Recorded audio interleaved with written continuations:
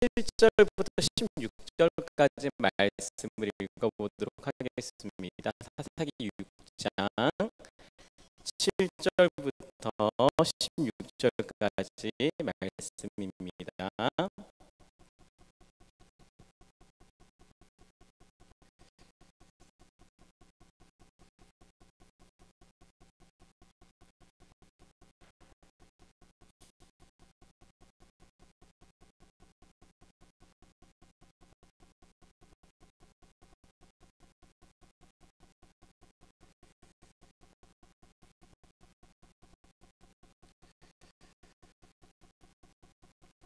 저부터 교독하겠습니다. 이스라엘 자손이 미드안으로 말미암아 여호와께 부르짖었으므로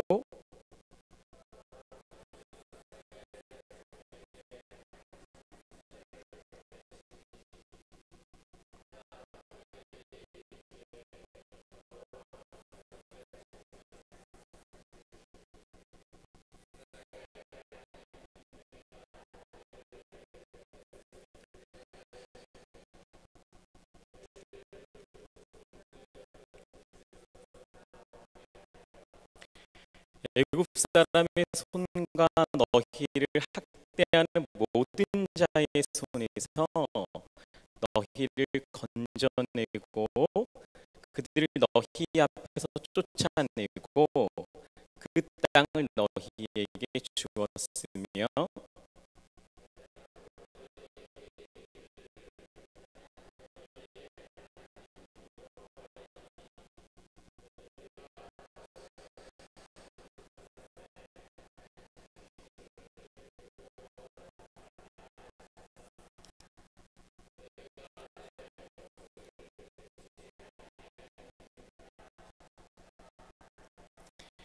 여호와의 사자가 아비에셀 사람 요아스에게 속한 오브라에 이르러 상수리 나무 아래에 앉으니라.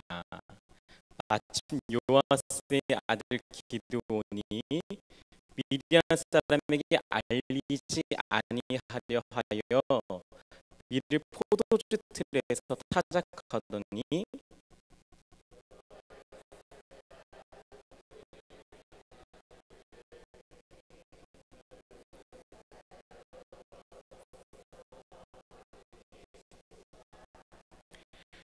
기드온이 그에게 대답하되 오 나의 주여 여호와께서 우리와 함께 계시면 어찌하여 이 모든 일이 우리에게 일어났나이까. 또 우리 조상들이 일찍이 우리에게 이르기를 여호와께서 우리를 애굽에서 올라오게 하신 것이 아니냐 한 그 모든 이적이 어디 있나이까. 이제 여호와께서 우리를 버리사 미디안의 손에 우리를 넘겨주셨나이다 하니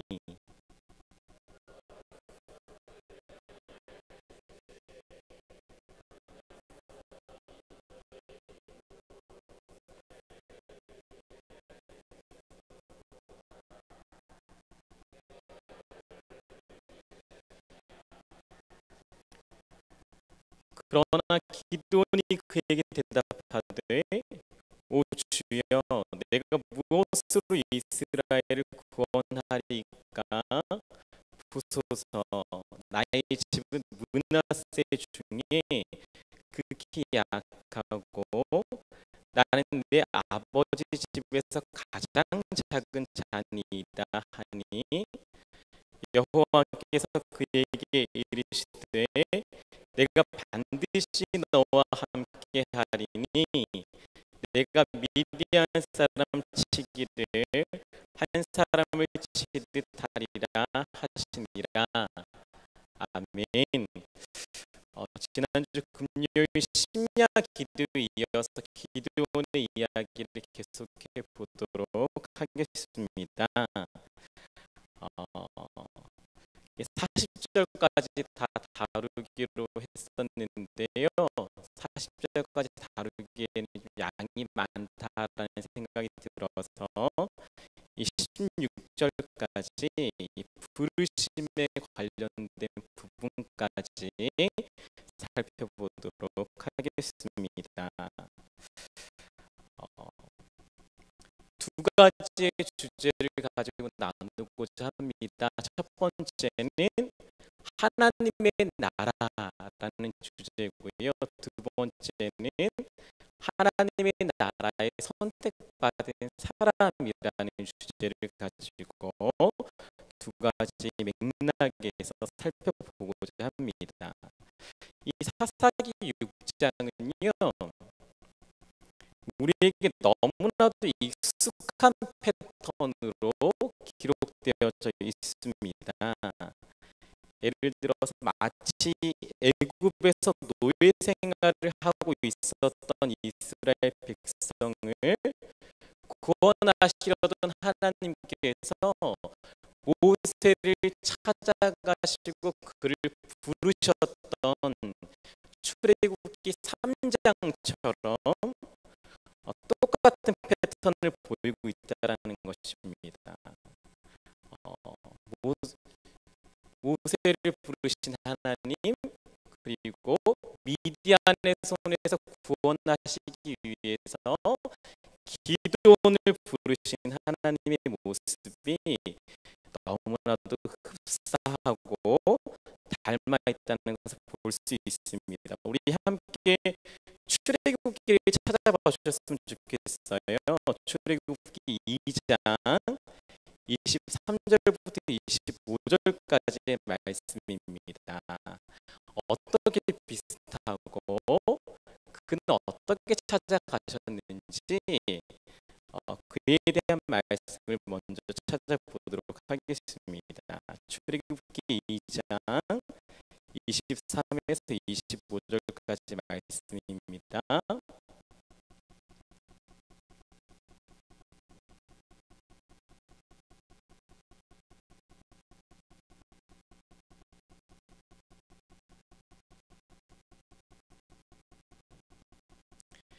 예, 함께 읽겠습니다. 시작.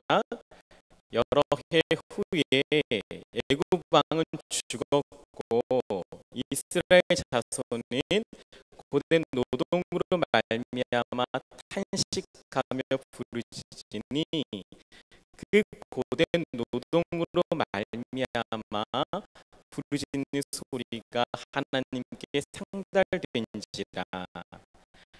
하나님이 그들의 고통 소리를 들으시고 하나님이 아브라함과 이삭과 야곱에게 세운 그의 언약을 기억하사 하나님이 이스라엘 자손을 돌보셨고 하나님이 그들을 기억하셨더라.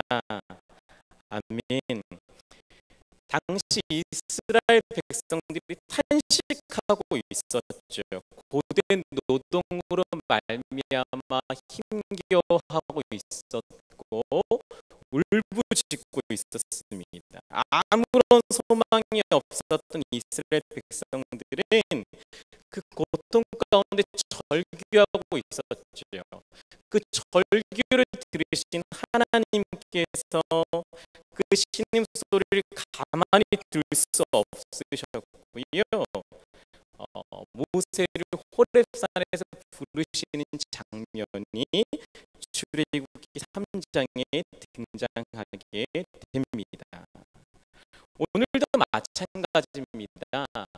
힘겨워서 아무 소망이 없었던 자들의 절규와 고통 소리가 오늘 본문에도 등장한다는 것입니다. 6절 말씀 제가 한번 읽어드리도록 하겠습니다. 이스라엘이 미디안으로 말미암아 궁핍함이 심한지라 이에 이스라엘 자손이 여호와께 부르짖었더라. 아멘. 이스라엘이 절규하고 있었습니다. 모세 때에는 애굽으로 말미암아 절규하고 있었더라면 지금 이 시대에는 기드온의 시대에는 미디안이라는 족속에게 메뚜기처럼 많았던 그들이 쳐들어왔고요. 먹을 것이 없게 만들었고 힘들게 만들었었습니다. 그들로 말미암아 절규하고 부르짖고 있었던 그들의 고통 소리를 들으셨다라는 것입니다. 근데 이 절규 소리를 듣자마자 7절에 이렇게 고백을 하고 있죠. 이스라엘 자손이 미디안으로 말미암아 여호와께 부르짖었으므로 어떻게 하셨나요? 하나님을 응답하기 시작하셨습니다.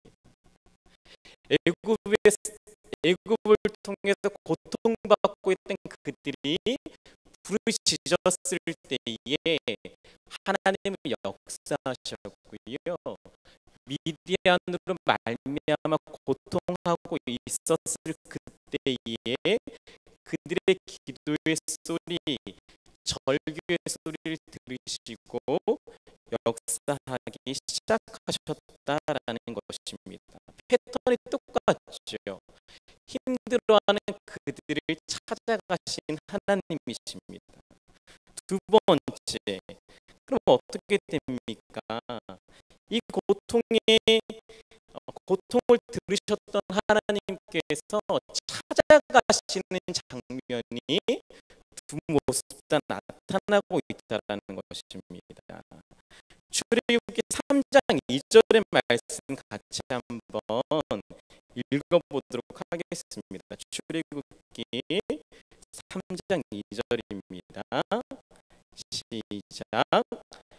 여호와의 사자가 떨기나무 가운데로부터 나오는 불꽃 안에서 그에게 나타나시니라. 그가 보니 떨기나무에 불이 붙었으나 그 떨기나무가 사라지지 아니하는지라. 아멘. 응답하러 오셨죠. 하나님께서는 응답하시기 위해서 여호와의 사자를 통해서 그에게 말씀을 하시게 됩니다. 근데 이 여호와의 사자는 누군가? 응답은 맞는 것 같아요. 백성들이 절규합니다. 백성들이 신음하고 있어요. 백성들이 울부짖고 있을 때에 여호와의 사자가 등장하게 되는데 이 여호와의 사자는 응답인 건 알겠는데 누군가라는 것이죠. 누군가 하면 먼저 칼빈의 이야기를 한번 들려드리도록 하겠습니다. 칼빈이 이렇게 말을 했었습니다. 하나님의 사자는 하나님을 대리하신 분이신 동시에 역시 하나님 자신으로 자처하셨다. 그리고 나타나신 모습은 사람의 모습이었다. 그러므로 그는 장차 신약 시대의 화육하실 그리스도 자신의 계시라고 생각된다. 그리스도는 구약 시대의 하나님의 백성에 대해서도 이렇게 계시자이시며 구원자이신 사역을 담당하셨다. 칼빈은 이 사람 여호와의 사자를 가리켜 예수님이라고 말씀을 하셨습니다. 그리고 우리 교단의 초대 신학교 원장님이신 박윤선 목사님도 이분은 예수 그리스도라라고 말씀하고 있습니다. 사실 성경에는 그 어디에도 이 여호와의 사자가 예수님이라는 말씀을 하고 있진 않지만 우리는 힌트 하나를 얻을 수가 있어요. 출애굽기 3장 4절에 보면 힌트가 하나 등장하는데요. 이렇게 고백되어 있죠. 여호와의 사자라고 앞서 이야기를 하더니 사절이 나타나서요. 여호와께서 그가 보려고 돌이켜 오는 것을 보신지라 라고 말한다는 거죠. 여호와의 사자가 모세를 불렀습니다. 모세가 여호와의 사자에게 나가는데 여호와의 사자가 자기를 가리켜 뭐라고 말씀하고 있습니까? 여호와 자신이라고 말씀하고 있다는 것이죠. 예수님인지 아닌지는 모릅니다. 그러나 인간의 모습으로 이 땅 가운데 오셨던, 물론 거기는 떨기나무 가운데이기 때문에 인간이라고 볼 수는 없겠지만 인간의 모습으로 오셨던 예수 그리스도의 모습으로 보는 것도 무방하다라고 생각을 할 수 있을 것 같습니다. 성경은 거기서만 그러지 않죠. 오늘 11절의 말씀을 한번 보실까요? 오늘 본문 11절의 말씀을 같이 한번 읽어보겠습니다. 시작. 여호와의 사자가 아비에셀 사람 요아스에게 속한 오브라에 이르러 상수리 나무 아래에 앉으니라. 마침 요아스의 아들 기드온이 미디안 사람에게 알리지 아니하려 하여 포도주 틀에서 타작하더니, 아멘. 누가 등장합니까? 동일하게 여호와의 사자가 등장하더라는 것입니다. 백성들이 절규하고 있었을 때에 여호와의 사자가 응답으로 말미암아 나타나셨는데 똑같은 패턴이에요. 출애굽기에도 여호와의 사자라고 하더니 갑자기 여호와라는 말을 하기 시작한다는 것입니다. 12절에도 뭐라고 하냐면 여호와의 사자가 기드온에게 나타나 이르되라고 말씀하셨어요. 여호와의 사자라고 두 번 거쳐서 말씀하시더니 14절에 갔어요. 이렇게 말씀하시죠. 뭐라고 합니까? 여호와께서 그를 향하여 이르시되 너는 가서 이 너의 힘으로 이스라엘을 미디안의 손에서 구원하라. 내가 너를 보낸 것이 아니냐 하시니라. 분명히 사람입니다. 분명히 사람이 내 눈앞에 나타났는데 여호와의 사자로 나타났는데 그는 알고 보니 여호와 그분이셨다라는 것입니다. 인간으로 오신 하나님 누구실까요? 예수 그리스도로 봐도 무방하다고 생각을 합니다. 찾아오신 것입니다. 인간이 절규하고 있었을 때에 마치 나중에도 나오겠지만 기도는 이 땅 가운데 하나님이 우리를 버렸다고 생각하고 있었습니다. 하나님이 역사는 이 땅에 없다고 생각을 하고 있었을 그때에 하나님은 인간의 모습으로 우리를 찾아오셨다라는 것이죠. 하나님은 부르짖음에 응답하십니다. 하나님 우리에게 관심이 있으세요. 누군가를 보내기도 하시지만 직접적으로 이 땅 가운데 찾아오셨던 모습들을 우리는 수없이 많이 볼 수 있습니다. 이분들뿐만이 아니죠. 구약을 보면요, 여러 많은 하나님의 사자의 모습이 등장을 합니다.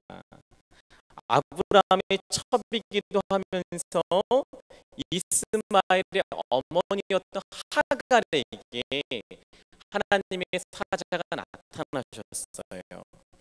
여호와의 사자가 나타나셨는데 그 역시 자신을 가리켜 여호와라고 말씀을 하고 있습니다. 아브라함이 소돔과 고모라에 대해서 누군가에게 듣게 됩니다. 그 사람은 누구였나요? 여호와라고 설명하고 있습니다. 하나님께서는 여러 번에 걸쳐서 구약 시대에도 인간의 모습으로 이 땅 가운데 오셨다라는 것이에요. 예수님만 이 땅에 인간의 모습으로 오신 게 아니라 예수님께서는 구약 시대에도 우리를 만나기 위해서 특별한 순간들마다 찾아오셔서 말씀하시고 이야기를 하셨다라는 것입니다. 우리를 구원하시고 싶어서 딱 한 번 오셨던 것이 아니라 그 전에도 순간 인간을 만나러 오셔서 그의 우리를 향한 사랑을 보여주셨던 것이 예수님의 사랑입니다. 그러나 이 모든 것은 예표일 뿐입니다.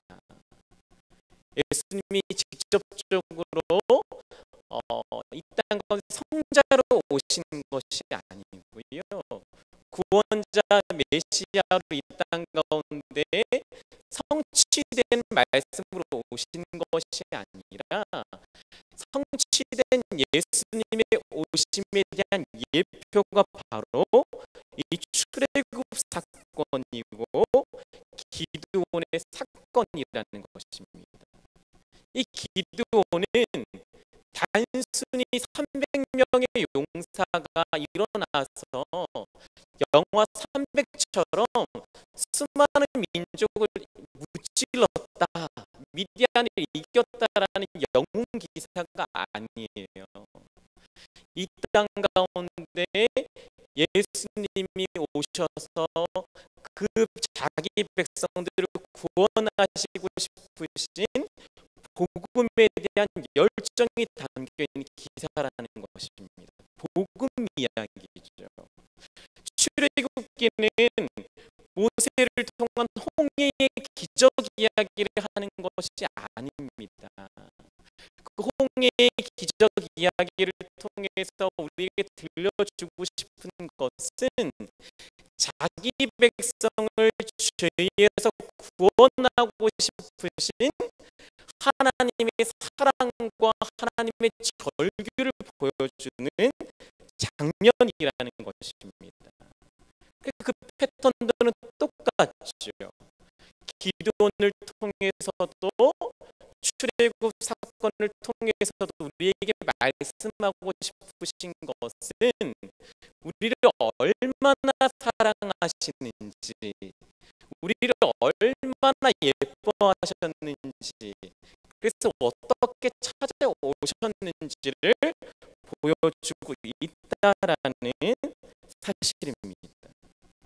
그리고 결국 예수님이 이 땅에 진짜로 오셨죠. 마태복음 1장 21절입니다. 이렇게 고백을 하고 있습니다. 아들을 낳으리니 이름을 예수라 하라. 이는 그가 자기 백성을 그들의 죄에서 구원할 자이심이라 하니라. 처음에 등장하셨을 때 예수님께서는 어떻게 하셨습니까? 출애굽을 통해서 애굽으로부터 그들을 구원하기 위하여 오셨다고 말씀하셨습니다. 오늘 기드온을 통해서 미디안으로 손에서 구원하겠다고 14절에 말씀하고 있어요. 이스라엘을 미디안의 손에서 구원하겠다.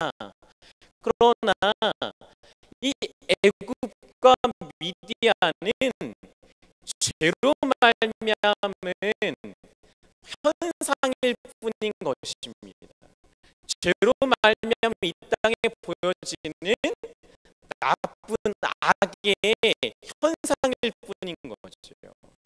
진짜 필요한 것은 어떻게 나를 힘들게 하는 사람으로부터 구원하는가의 여부가 아니라 진정으로 하나님이 하시고 싶은 사역은 이 마태복음 1장 21절의 말씀처럼 자기 백성을 그들의 죄에서 구원하는 것입니다.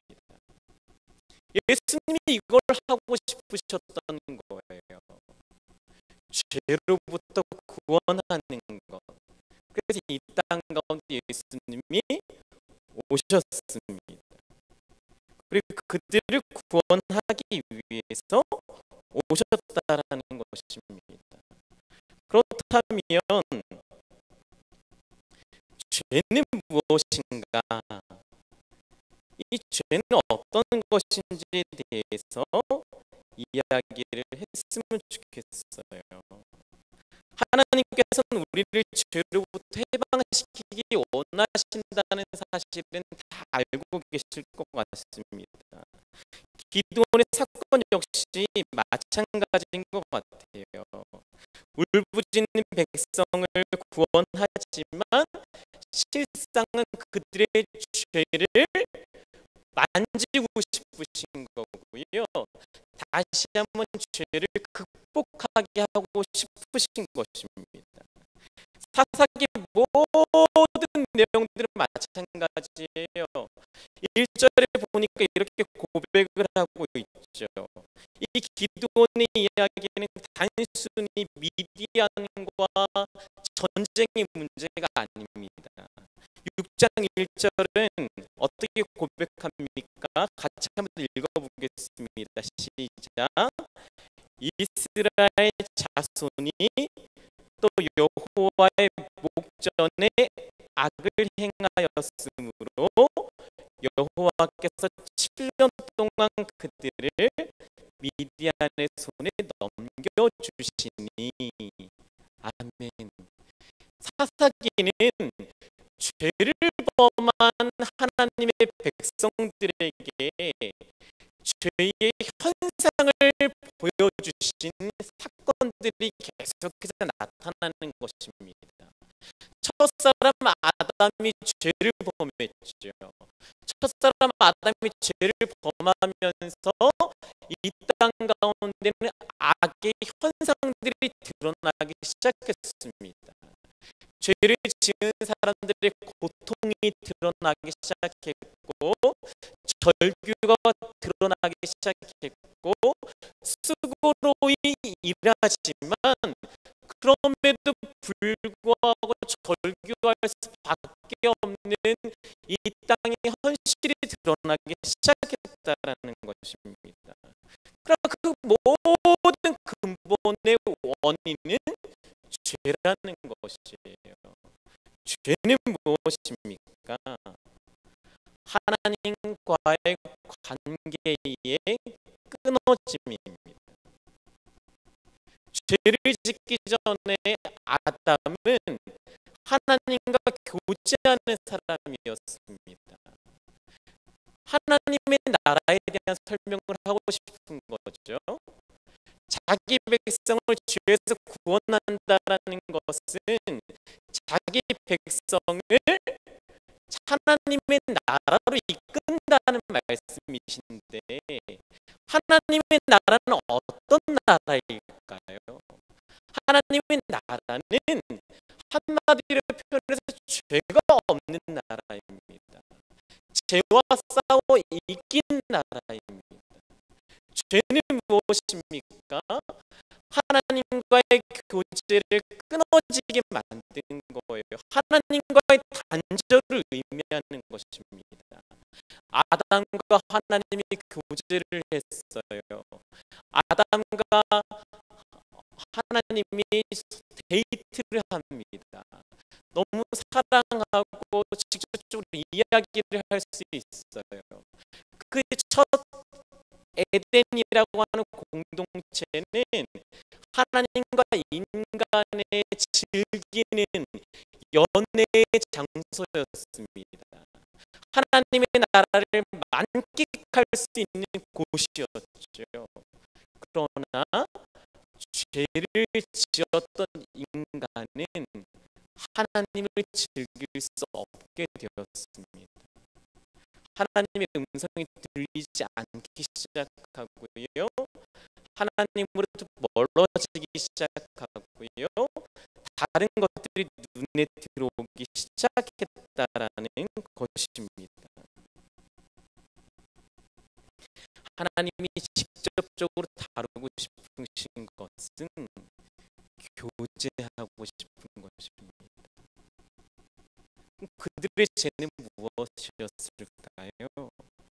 이스라엘 자손이 또 악을 행했다. 지난 금요일에 말씀드렸던 것처럼 그 악이 어떤 거였습니까? 자기들을 위해서 굴과 산성을 만든 일이었습니다. 자신들만을 위해서 이방 신들을 섬겼던 일입니다. 이 장에 등장하는 것처럼 아모리 사람들의 신 2장 14절의 말씀처럼 세상이 두려워서 세상을 따라갔던 것, 그것이 그들의 죄였다는 거예요. 세상이 두렵습니다. 세상이 두렵다 보니까 하나님을 버려버리는 거예요. 하나님 믿으면 안 되겠다. 하나님을 믿으니까 내가 지는 것 같다. 세상을 따라가야 되겠다. 세상이 두렵기 시작했으며 하나님을 붙들어야 될 것 같은데, 하나님이 아무리 세상을 건들지 말고 아무리 세상의 신들을 섬기지 말라고 하여도 6장 10절은 뭐라고 말합니까? 아모리 사람의 땅의 신들을 두려워하지 말라 하였으나 너희가 내 목소리를 듣지 아니하였느니라 하셨다 하니라. 죄를 지은 인간은 하나님의 음성을 듣지 아니합니다. 내 생각대로 움직이고요, 세상의 방식대로 움직이는 것입니다. 이것이 죄의 모습이었다라는 것입니다. 그리고 찾아가셔서 하나님은 죄를 회복하고 싶으셨다 그랬죠. 죄를 회복하는 것은 다시 한번 에덴에서의 그 만족, 하나님과의 교제의 공간, 죄를 짓지 않는 하나님의 나라라는 것은 단순히 지옥 가지 않고 천국 갑니다 이런 이야기가 아니라, 거기에서만 그치는 것이 아니라 하나님을 즐기지 못하고 하나님을 누리지 못하는 인생에서 하나님과 교제하고 다시 한번 하나님을 누릴 수 있는 인생으로 변모하는 것이 바로 죄로부터 극복하는 인생을 말씀하는 것입니다. 모세를 통해서 출애굽을 시키셨습니다. 출애굽한 백성들에게 하나님이 선포하셨던 이야기가 있습니다. 출애굽기 19장 5절과 6절이고 너무나도 유명한 말씀이죠. 제가 읽어드리겠습니다.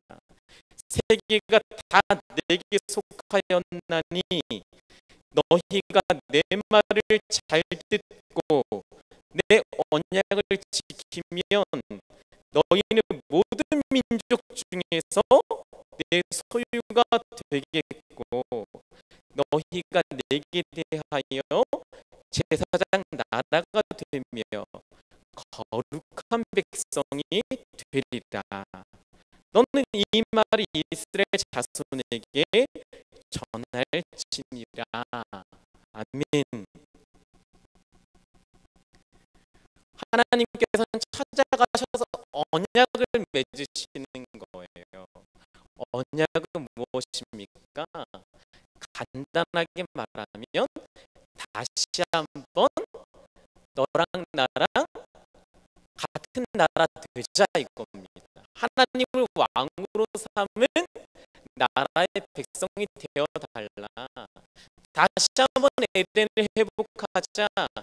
다시 한번 창조의 형상을 회복하자. 하나님을 따르는 그 첫사람 아담의 모습을 회복하자라는 것입니다.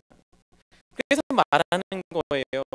너희가 내 말을 잘 듣고, 이 말은 단순히 인간에게 하나님 말씀에 순종하고 잘 들으란 말은요, 여기 계신 우리 모든 성도님들이 하나님이 시키는 대로 살라 이런 말씀이 아니에요. 하나님의 음성을 들으면서 교제하면서 살아가는 것입니다. 양들은 목자의 음성이 들린다 그랬죠. 나에게 들리는 음성이 하나님의 음성인 것입니다. 내가 하나님과 교제하는 거예요. 내가 하나님과 함께 더불어 사는 것입니다. 하나님과 교제하고 더불어 살아가는 그 인생의 관계를 맺는 것, 그것이 언약입니다. 모세를 통해서 했던 것이 바로 이 언약을 맺는 것이었어요. 버려져 버린, 하나님을 떠나버린 백성을 다시 한번 하나님께로 돌이킨 그 사건이 모세를 통해 출애굽을 시킨 사건이었다라는 것입니다. 그리고 또 한 가지를 말씀합니다. 언약은 이거죠. 하나님은 다시 죄진 우리를 아들 삼아 주는 것. 그리고 우리는 뭘 해야 되나요? 우리도 뭘 한 개 지켜야 되겠죠. 지키는 것은 6절에 나옵니다. 너희는 거룩한 백성이 되라. 거룩은 뭡니까? 죄가 없는 상태죠. 죄를 이겨내는 것입니다. 모든 창세기부터의 역사의 사건은 죄와의 전쟁입니다. 제가 누누이 말씀드리는 것 중에 하나입니다. 죄와의 전쟁이 우리가 싸워 나갈 때 대상이라는 거예요. 단순히 교회가 커지는 것, 뭔가가 많아지는 것, 한국교회가 든든히 서가는 것도 중요하지만 정말로 중요한 싸움은 어떤 것이냐면 하나님의 백성이 되는 징표 중에 하나는 거룩을 소유하는 것입니다. 죄가 없는 거예요. 죄와 싸워 이기는 겁니다. 하나님이 나를 다시 한번 죄진 우리에게 아들 되게 하는 특권을 주셨다면 나는 죄를 이겨내는 것입니다. 이게 언약을 맺는 관계가 되는 것이죠. 모세를 통해 요구했던 리더십은 죄와의 전쟁이 앞장서는 리더십이었습니다. 죄를 타도하는 것, 그것이 모세에게 주었던 하나님의 사명이라는 사실입니다. 그리고 오늘 기드온에게 주시는 건 어떤 것입니까?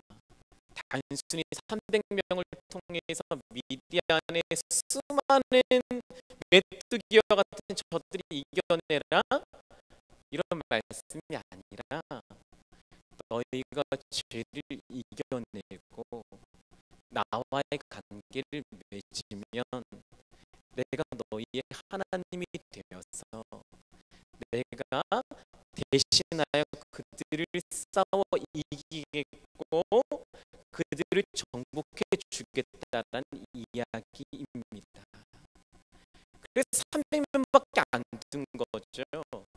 너희들이 싸울 게 아니라는 거예요. 우리가 할 건 어떤 겁니까? 우리가 해야 되는 싸움은 죄와의 싸움 가운데 하나님을 붙드는 것입니다. 우리가 하나님을 붙들고 소유하면 하나님이 우리의 싸움을 싸워서 이기게 만들어 주신다라는 사실입니다. 그게 우리들에게 주신 하나님의 메시지라는 것이죠. 그럼 두 번째입니다. 두 번째는 하나님의 이 나라에 대해서 먼저 살펴봤다면, 두 번째는 연약한 사람을 사용하셔서 이 죄와의 싸움의 선봉장을 세우시는 하나님에 대해 살펴보도록 하겠습니다. 하나님은 자기 백성을 구원하기 위해서 사람을 찾아가십니다. 그런데 어떤 사람을 찾아가실까요? 죄와의 전쟁에서 이기려면 아담도 실패했으니까 아담보다 대단한 사람이어야 하지 않을까? 이런 생각을 하십니까? 그럴 것 같아요. 그러나 다릅니다. 또 이 패턴도 똑같아요. 모세에게 찾아가신 패턴과 기드온의 패턴이 똑같은데 어떻게 똑같냐면 이거죠. 모세를 찾아가는데 모세가 자신감이 있었나요? 자신감이 없었어요. 하나님이 모세를 부르셨는데 모세는 의심합니다. 그게 못한다 그래요. 징징거리고 나는 안 된다고 그럽니다. 마찬가지죠. 기드온도 하나님 부르셨을 때 저는 못하겠습니다, 안 됩니다라고 말을 합니다. 왜 하나님은 그런 사람들을 찾아가셨을까요? 왕자였던 모세를 찾아가지 아니하고 도망자였고 장인에게 얹혀 살고 있는 너무나도 별 볼 일 없는 양치기 모세를 찾아간 이유는 무엇이었을까요? 그것을 한번 찾아봤으면 좋겠습니다. 하나님이 찾아가셨던 기드온에 대해서 지금부터 살펴보겠는데요. 11절의 말씀입니다. 같이 한번 읽어보겠습니다. 시작. 여호와의 사자가 아베셀 사람 요아스에게 속한 오브라이에 이르러 상수리 나무 아래에 앉으니라. 마침 요아스의 아들 기드온이 미디안 사람에게 알리지 아니하려 하여 미를 포도주 틀에서 찾아가더니. 아멘. 먼저는 등장하는 것이 이거죠. 아비에셀 사람 요아스에게 속한 오브라에 살고 있었던 사람이라 그래요. 그런데 한마디로 표현하니까 요아스의 아들이라 그러죠. 요아스의 아들이면서 뭘 하고 있습니까? 기드온이 미디안 사람에게 알리지 아니하려 하여.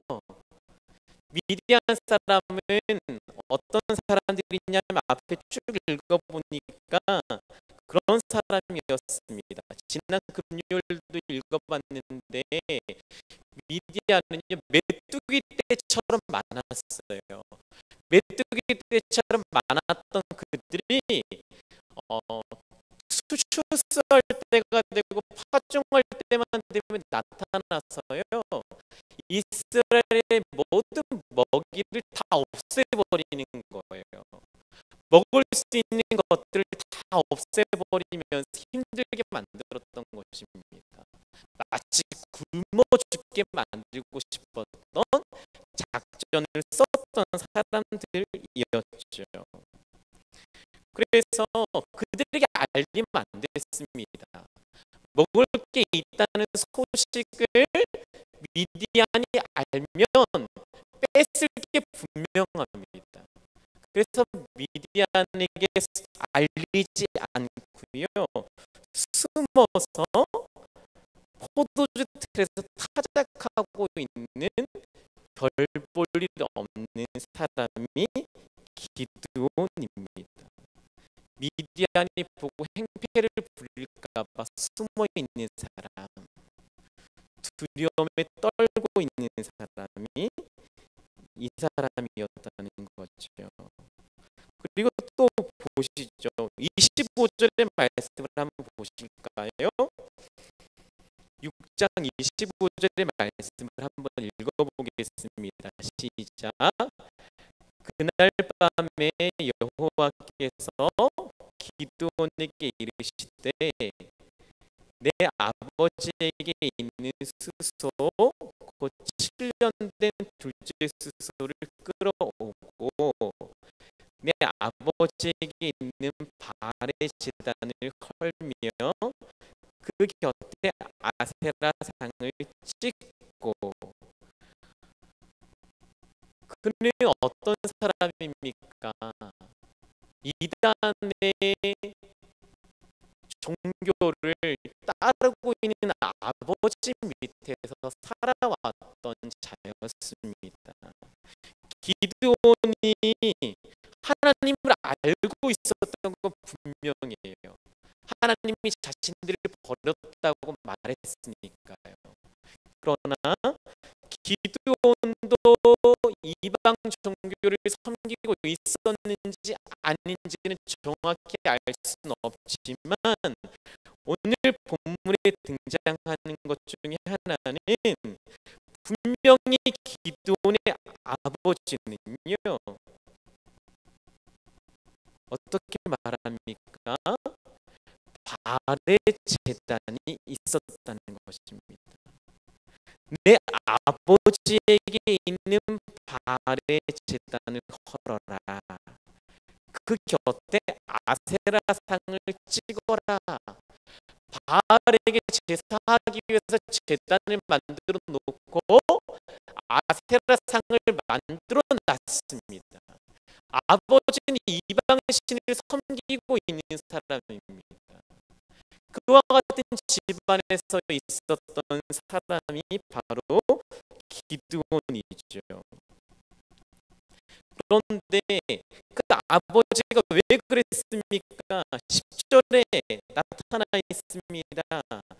아버지는요 아모리 사람의 땅의 신들을 두려워했었습니다.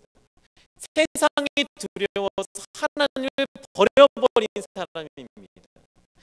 세상이 너무나도 하나님을 버려버리고 세상의 신을 섬기면서 세상이 돈 하니까 하나님을 버리고 돈을 쫓아간 겁니다. 세상이 권력 하니까 교회는 버려버리고 예배는 버려버리고 권력을 쫓아간 겁니다. 아버지가 그런 아버지였어요. 이런 아버지 밑에서 교육을 받은 사람이 기드온입니다. 어땠을까요? 그럼 잘 살아야 되잖아요. 그런데 어때요? 기드온은 잘 먹고 잘 살지 않아요. 숨어서 타작하고 있습니다. 그뿐만입니까? 15절입니다.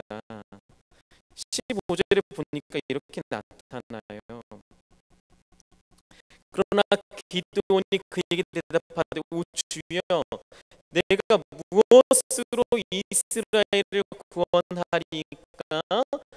보소서, 나의 집은 므낫세 중에 극히 약하고 나는 내 아버지 집에서 가장 작은 자니이다 하니라. 마치 다윗과 같죠.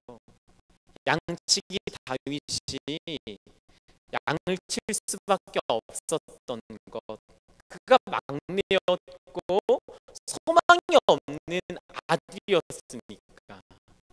오늘이 왜 타작마당에서 기드온이 하필 이렇게 타작을 하고 있었을까? 왜요? 그가 집안 중에서 가장 힘이 없는 자였기 때문이라고 추측할 수 있을 것 같습니다. 집안도 볼품이 없어요.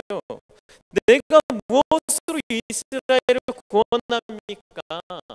우리 집안은 므낫세 중에 극히 약합니다. 보잘것없는 집안입니다. 거기다가 나는 보잘것없는 집안에 아무것도 아닌 가장 작은 자입니다라는 거예요. 아무것도 아니라는 거예요. 열등감 투성이에 직분도 좋지 않고 희망이 없었던 존재가 바로 이 기드온이라는 사람이었습니다. 그뿐만입니까? 13절에 보니까 이렇게 고백을 합니다. 13절에요. 오 나의 주여, 여호와께서 우리와 함께 계시면 어찌하여 이 모든 일이 우리에게 일어났나이까? 불평불만하고 있는 거죠. 여호와 앞에서 불평하고 있습니다. 하나님이 함께 계시다면 나와 함께 하신다는데 함께 있다면 어떻게 우리가 힘듭니까? 모든 원망을 하나님께 올려드리고 있는 불평불만의 사람이었어요. 그뿐만입니까? 13절 후반절을 읽어보니까 이제 여호와께서 우리를 버리사 미디안의 손에 우리를 넘겨주셨나이다 하니 미디안에게 압제당하고 있는 원인을 하나님께 돌리고 있는 겁니다. 하나님이 우리를 버려서 그들에게 준 거 아닙니까? 하나님이 우리를 망하게 하신 것 아닙니까? 우리 집안이 가난한 것, 우리 집안에 뭐가 안 되는 것, 우리 집안에 풀리지 않는 모든 것, 내가 재수하는 모든 이유, 하나님이 나를 버리셨기 때문 아닌가요? 불평하고 불만하고 있었던 모습의 사람이 기드온이었습니다. 뿐만 아니죠. 17절에 넘어가 보니까 이렇게 말합니다. 하나님이 이제 가라고 말씀하셨어요. 근데 기도원이 응답은 하겠는데 순종할 수는 있겠는데 조건이 있다는 겁니다. 나와 말씀하신 이가 주 되시는 표징을 내게 보이소서. 당신이 하나님이심을 보여주십시오. 의심도 많았어요. 그리고 22절에 하나님을 보여달랬기에 보여주셨지 않겠습니까? 보여달래요. 그 보여주셨습니다. 그랬더니 22절에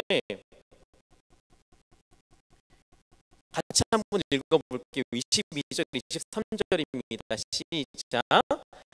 기드온이 그가 여호와의 사자인 줄을 알고 이르되 슬프도소이다. 주 여호와여, 내가 여호와의 사자를 대면하여 보았나이다 하니 여호와께서 그에게 이르시되 너는 안심하라, 두려워하지 말라, 죽지 아니하리라 하시니라. 아멘. 보여달라던 그가 보여줬으면 만족해야 되지 않겠습니까? 근데 징징거리는 사람의 특징은 들어줘도 징징거린다는 겁니다. 보여줬더니 하는 말이 두려워요. 슬픕니다. 주님을 보면 죽는다던데 죽을까 두려워요. 그런 거죠. 지금도 두려운 겁니다. 그래서 하나님 말씀해 주셨어요. 두려워하라, 죽지 아니하리라, 안심하라. 이 세 가지 하나님의 대답에서 알 수 있는 것. 기드온은 불안해했습니다. 안심하라, 불안하고 있습니다. 두려워하지 말라, 두려워 떨고 있는 거죠. 죽지 아니하리라, 죽을까 생각하고 있는 겁니다. 기드온은 부정적인 사람이었습니다. 그리고 27절, 근데 이런 사람이 있죠. 이에 기드온이 종 10사람을 데리고 여호와께서 그에게 말씀하신 대로 행하되 그의 아버지 가문과 그 성읍 사람들을 두려워함으로 이 일을 감히 낮에 행하지 못하고 밤에 행하니라. 하나님께서 이제는 다른 것도 아닙니다. 하나님이 영이 임하십니다. 하나님이 영이 그에게 임하시기도 하시고요. 하나님이 말씀해 주시고 죽지 않겠다고 안심해 주기도 했는데 그래도 두려워해요. 사람들을 두려워합니다. 아버지의 가문을 두려워해요. 내가 하나님을 만나서 결단하는 것, 사람들이 이상하게 볼까봐, 사람들이 나에게 해코지 할까봐 두려워서 낮에는 순종할 수 없어요. 하나님 순종하겠지만 낮에는 못하겠습니다. 밤에 움직이기 시작합니다. 그리고 34절입니다. 여호와의 영이 임했습니다. 주의 성령이 그에게 임했으면 능력이 나타나야 되는데요. 어떻게 되냐면 36절에 기드온이 하나님께 여쭈되 주께서 이미 말씀하신 것처럼 나를 구원하시려거든 보소서. 내가 양털 한 뭉치를 타작마당에 두리니 만일 이슬이 양털에만 있고 주변 땅에 마르면 구원이 있는 줄 알겠습니다. 하나님이 영이 이제 임했어요. 하나님이 성령의 능력을 주셨음에도 불구하고 일어나지 않았습니다. 또 의심하고 한 번만 더요. 하나님 한 번만 더. 이렇게 하나님을 계속해서 시험하고 의심하고 말하고 있는, 계속해서 딜을 하고 있는 자가 기드온이었다는 거죠. 3장에 보면 온니엘의 이야기가 나옵니다. 온니엘에게도 하나님의 영이 임하셨어요. 여호와의 영이 온니엘에게 임하자 어떻게 됐는지 아십니까? 온니엘이 일어나서 전투를 하러 갑니다. 하나님의 영이 임하면 사람이 담대해져야 되지 않겠습니까? 하나님의 영이 임하면 권능을 받고 예루살렘과 온 유대와 사마리아와 땅끝까지 가야 될 것 같은데, 그래도 하나님을 시험하는 보잘것없는 영혼이 바로 기드온이었다는 것입니다. 기드온의 자의식은 그다지 대단한 사람은 결코 아니었음을 우리는 알 수가 있습니다. 두려움이 많았습니다. 의심이 있었어요. 불안증이 있습니다. 강박증이 있어요. 그리고 스스로 열등감이 충만했던 사람이 바로 기드온이었습니다. 근데 하나님이 이 사람을 지목하셨어요. 그리고 12절의 말씀입니다. 우리 12절이 가장 중요한 말씀인데요, 같이 한번 읽어보겠습니다. 시작. 여호와의 사자가 기드온에게 나타나 이르되, 큰 용사여, 여호와께서 너와 함께 계시도다. 아멘. 아멘. 어찌 이와 같은 자에게 큰 용사라 하십니까?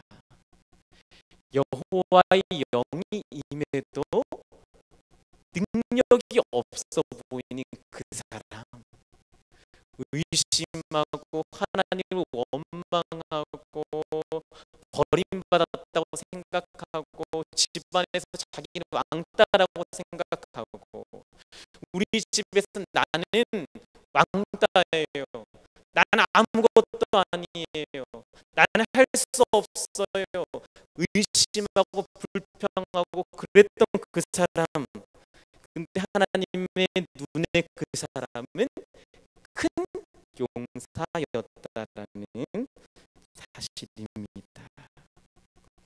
하나님은 그를 그렇게 부르십니다. 왜요? 14절에 그 이유가 나타나죠.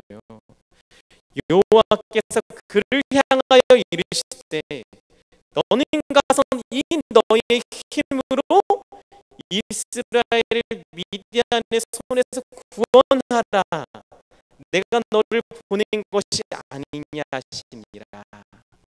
하나님의 눈에 기드온은 미디안으로부터 제와의 전쟁 가운데 선봉장이 될 사람으로 낙점하셨다는 겁니다.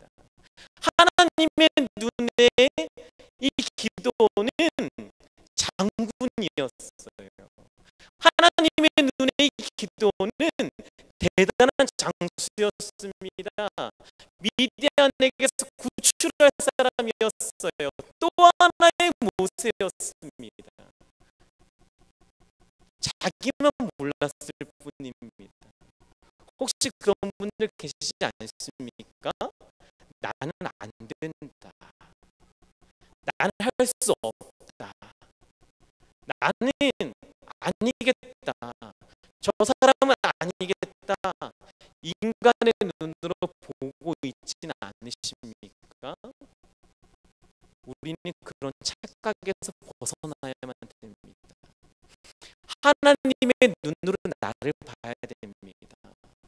의심이 많습니까? 상관없어요.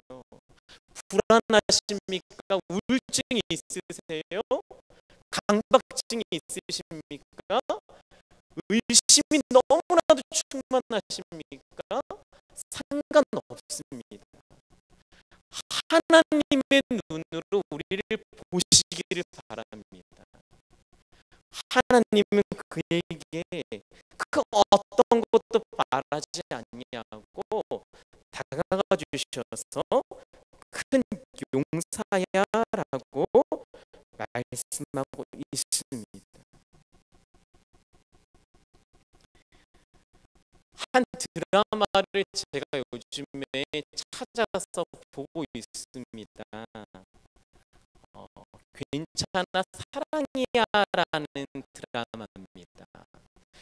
저는 이 상담을 계속 공부하면서 여러 이제 상담을 같이 공부하는 동기들이 있는데 상담을 같이 공부하고 가르쳐 주셨던 분이 저에게 괜찮아 사랑이야라는 드라마를 한번 보라고 권면을 해주셨습니다.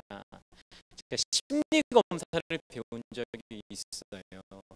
심리 검사는 여러 가지 기법을 배우면서 이 사람을 어떻게 심리 검사를 하는지, 이 사람에게 어떤 정신병적 증세가 나타나는지 그 여러 도구를 통해서 상담을 통해서 발견하고 치료하는 과정들입니다.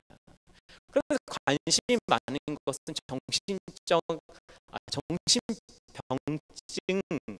그 정신병적 증세 이런 것들에 대해 관심이 참 많은데 거기에 나오는 드라마를 보니까 거기 나오는 모든 사람이 정신병이에요. 정신병이 많은 사람들이 문제아로 보이는 것이 아니라 문제투성인데요. 드라마 안에서는 사랑을 받고 있더라고요. 드라마 안에서는 이해를 받고 있더라고요. 환각 증세를 보이는 사람이 있어요. 망상을 봅니다. 환상을 봐요. 환청을 들어요. 그리고 정신분열증이 있어요. 우울증이 있어요. 자신의 발을 자르는 사람이 있습니다. 수없이 이상한 사람들 덩어리고 투성입니다. 그런데 거기에서 다들 말합니다. 괜찮아. 왜요? 제목이 나타나죠. 괜찮아. 사랑이야. 사랑이면 된다는 거예요. 사랑하는데 뭐가 걱정이냐는 겁니다. 이 사람에게 정신분열증이 있으면 어때요? 정신분열증이 있지만 주인공이 될 수 있는 겁니다. 왜냐하면 사랑으로 보면 그게 문제가 되지 않는다라는 것입니다. 저는 목사지만 정신병을 가지고 있는 사람을 보면서 문제가 있다고 생각을 했었습니다. 그리고 그거는 고쳐야 된다고 생각했었어요. 있는 모습 그대로 사랑하는 것 말고 고쳐서 이해해야 된다고 생각을 했었습니다. 그러나 그 드라마에서는 그 작가는요, 예수 믿는 사람이 아님에도 불구하고 있는 모습 그대로 사랑하는 모습을 발견했었습니다. 근데 교회는 어떤 공간입니까? 그 어떤 공동체보다 뒷말이 많은 공동체가 교회 아닙니까? 낱말은 새가 듣는 게 아니라 낱말은 교회 성도가 듣고 반말도 교회 성도가 듣는다. 그런 거 아닐까요? 그 기도 제목을 내야 되는데 소문날까봐 내지를 못합니다. 이렇게 말할까봐. 내 약점을 말해요. 내가 정신과를 가야 되는데 그 집사님 정신과에 갔는데 정신병인가 봐. 말이 돌고 돌까 봐요.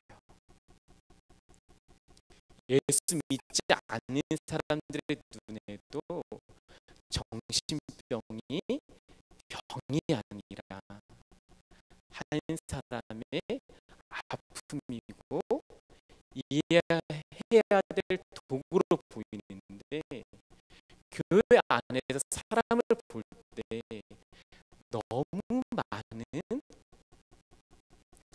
형식이 있고 잣대가 있고 기준이 있다는 생각을 스스로 하게 되었습니다. 우리는 어떻습니까? 어떻게 사람을 판단하시나요? 저 사람은 열심이 없어. 문제야. 저 사람 의심이 많아. 문제야. 혹시 이렇게 생각하진 않으셨습니까? 일반인들의 눈에도 사랑이면 됩니다. 그런데 오늘은 다르다는 겁니다. 오늘 예수님께서 그리고 하나님께서 기도원을 용사라고 불러주신 조건이 한 가지가 등장합니다. 14절을 다시 한번 읽어보겠습니다. 시작. 여호와께서 그를 향하여 이르시되 너는 가서 이 너의 힘으로 이스라엘을 미디안의 손에서 구원하라. 내가 너를 보낸 것이 아니냐 하시니라. 아멘. 여기 나타나죠. 기도원에게 힘이 있대요. 이 너의 힘으로 구원하라. 용사여 너에게 힘이 있다는 것입니다. 그런데 모든 주석가들이 이 너의 힘을 기도원 자신의 힘으로 보지 않아요. 기도원 자신이 지혜롭거나 기도원 자신이 똑똑하거나 기도원 자신이 권력이 있거나 하지 않다는 것입니다. 이 너의 힘은 무엇입니까? 이 무엇이냐면 그 앞에 나오고 나중에 나옵니다. 12절의 말씀이 이렇게 나오죠.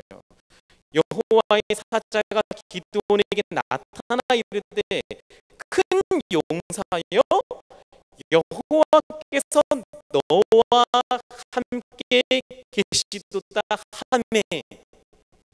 아멘. 모든 주석가들 아니 모든 알릴 수 있겠지만 우리가 따르는 신학자들과 우리가 추구하는 노선에 있는 많은 분들이 생각합니다. 이 힘은 바로 함께 하시는 하나님일 것이라고 말입니다. 저 역시 마찬가지입니다. 성경에 두 가지가 나타나 있어요. 12절에 나타나 있습니다. 하나님께서 함께 하신대요. 16절에 나타나시죠. 여호와께서 그에게 이르시되 내가 반드시 너와 함께 하리니 네가 미디안 사람 치기를 한 사람을 치듯 하리라 하시니라. 맞죠? 미디안을 칠 건데 내가 함께 하기 때문에 한 사람을 치듯 하겠다는 것입니다. 미디안은 메뚜기 티셔츠 너무나도 많이 있대요. 너무나도 많은 사람이 있습니다. 그러나 상관없습니다. 하나님이 함께 하신다는 겁니다. 아무리 사람들이 신을 두려워할 필요가 없다라는 것입니다. 하나님이 함께 하시기 때문이라는 것입니다. 여기서 나타나는 함께 한다는 말은 뭐냐? 원어로 보면요, 야훼 임마누입니다. 안에서 들어본 말씀 아닙니까? 임마누엘이죠. 아까 읽어드렸던 마태복음 1장 21절, 자기 백성을 죄에서 구원하는 것이 예수님의 이름이라면 또 하나의 이름이 있습니다. 임마누엘이죠. 하나님께서 우리와 함께 하시도다. 이게 임마누엘입니다. 예수님이 이 땅에 오신 목적이 무엇입니까? 우리의 힘이 되기 위하심입니다. 단순히 천국만 가면 되는 것이 아니라 죄로 물든 이 땅 가운데서 하나님과 함께하면서 죄를 이겨내고 하나님의 삶을 살아내고 다시 한번 에덴을 회복하기를 기대하시는 것입니다. 바로 이 미디안의 손에서 죄를 극복하는 것, 바로 이 땅, 죄로 물든 이 땅 가운데서 죄를 극복하는 것이 하나님의 사명이라는 것입니다. 하나님이 함께하는 것, 그게 하나님이 우리에게 주신 힘입니다. 임마누엘. 근데 성경에 두 군데 나타나 있죠. 야훼, 임마누. 하나님이 임마누엘이심을 이사야가 예언하기도 전에 이미 이 본문 속에 기록되어 있다라는 것입니다. 우리 임마누엘의 하나님을 사사기를 통해서 기도는 발견했었습니다. 우리의 힘은 이것입니다. 기도원의 이야기는 300명이 수만 명을 이겼던, 10만 명이 넘는 사람이 이겼던 그런 이야기가 아닙니다. 메뚜기떼를 정복하는 300명의 용사들의 영웅 이야기가 아니라는 것입니다. 임마누엘, 그 임마누엘의 복음을 경험했던 자가 이 땅을 어떻게 정복해 가는지를 보여주는 복음의 이야기라는 사실입니다. 우리는 그 이야기 속에 또 하나의 패턴을 가지고 있는 사람들입니다.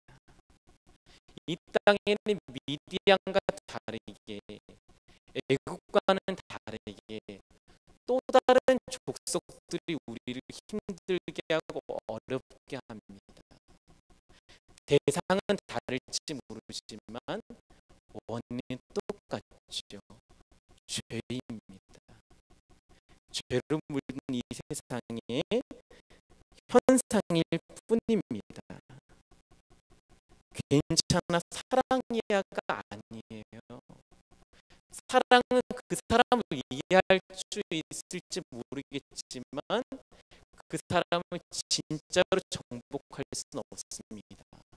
그러나 괜찮아, 임마누엘이야 라는 말은 맞습니다. 하나님이 함께 하시면 진짜 괜찮습니다. 미디안이 다가옵니까? 애굽이 다가오시나요? 수많은 어려움이 우리 삶 속에 다가오고 있습니까? 상관이 없습니다. 여기 있는 수많은 사람들이 문제가 있으신가요? 우리 자녀가 아무리 봐도 걱정투성이 문제투성이로 보이십니까? 내가 보는 저 아이가, 내가 가르치는 저 애가 아무리 봐도 아무것도 안 될 아이처럼 보이십니까? 괜찮습니다.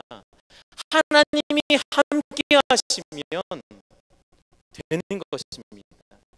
임마누 하시면, 우리 하나님께서 임마누 하시면, 야훼 임마누엘 하나님이 되어주시기만 하신다면 그 아이를 통해서 또 다른 기도원의 300용사의 사건이 나타나게 되는 것입니다. 모세를 통해서 함께 하셨던 하나님, 내가 반드시 너와 함께 하겠다, 모세에게 말씀해 주셨죠. 여호수아에게는요, 내가 모세와 함께 했던 것처럼 너와 함께 하시겠다. 다윗은요, 하나님이 함께 하셨죠. 우리는요, 더 이상 우리는 아닌가요? 예수님이 직접 오셔서 임마누엘 하겠다 말씀하십니다. 무엇이 걱정입니까? 10절의 말씀을 읽고 마무리하도록 하겠습니다. 10절의 말씀입니다. 시작. 내가 또 너희에게 이르기를, 나는 너희의 하나님 여호와이니 너희가 거주하는 아모리 사람의 땅의 신들을 두려워하지 말라 하였으나 너희가 내 목소리를 듣지 아니하였느니라 하셨다 하니라. 아멘. 우리에겐 두 가지 목소리가 들릴 것입니다. 하나는 세상의 목소리입니다. 그런데 하나님은 그게 너무 싫어요. 마귀가 뱀의 모습으로 와서 하와에게, 야, 선악을 알게 하는 나무의 열매 좀 먹어볼래? 라고 속삭이는 그 속삭임, 그 속삭임처럼 우리에게 다가와 말합니다. 아모레 사람의 신들이 와서 말합니다. 그런데 기드온의 아버지는 신상을 만들었지요. 바알의 제단을 만들고 아세라상을 만들었습니다. 그것들이 저랬겠지요. 아마 기드온도 그렇게 자랐을지도 모르지요. 아버지가 그랬으니까요. 근데 우리가 이제까지 그랬을지라도 지금부터 그러지 말라는 것입니다. 하나님 말하죠. 두려워도 그러지 마. 두려워도 그러지 말고 내 이야기를 들어. 내 목소리를 들어. 이게 언약입니다. 내 말씀을 듣고 지키면 모세와 함께 했던 것처럼, 여호수아와 함께 했던 것처럼, 기드온과 함께 했던 것처럼 우리와 함께 하시겠다는 겁니다. 말씀을 듣는 것은 어려운 성경에 순종하라는 말이 아니라 하나님을 영화롭게 하고 하나님을 즐기는 인생이 되는 것입니다. 하나님과 사귀십시오. 하나님께 데이트 신청을 하시고 만나시고 찾아오시는 그 하나님을 누리시기를 바랍니다. 우리 가운데 있는 모든 문제가 내가 울부짖었던 그 모든 가운데 하나님이 역사하시는 마치 기도원의 300용사의 응답의 사건처럼 나타나기를 주님의 이름으로 축복합니다. 아멘. 이 시간 함께 기도하도록 하겠습니다. 먼저 한번 기도하실 때는 말씀을 두고 기도하겠습니다. 그들이 울부짖었습니다. 7절 8절 말씀이 있죠. 이스라엘 자손이 미디안으로 말미암아 여호와께 부르짖었으므로 여호와께서 선지자도 보내시고 여호와의 사자를 보내셨다라고 말을 합니다. 오늘 하나님께서요, 우리가 부르짖을 때 우리를 찾아오실 것입니다. 사마리아 여인을 찾아가셨고 삭개오를 찾아가셨습니다.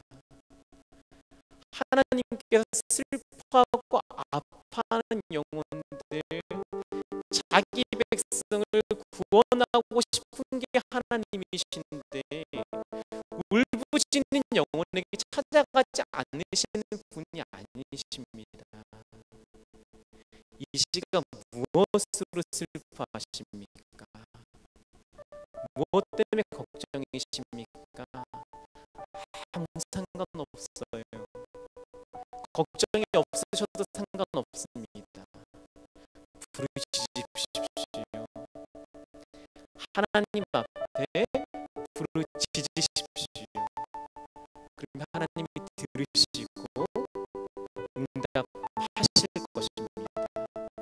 이 시간 하나님 앞에 우리 함께 부르짖는 기도로 나아가도록 하겠습니다. 기도하시겠습니다.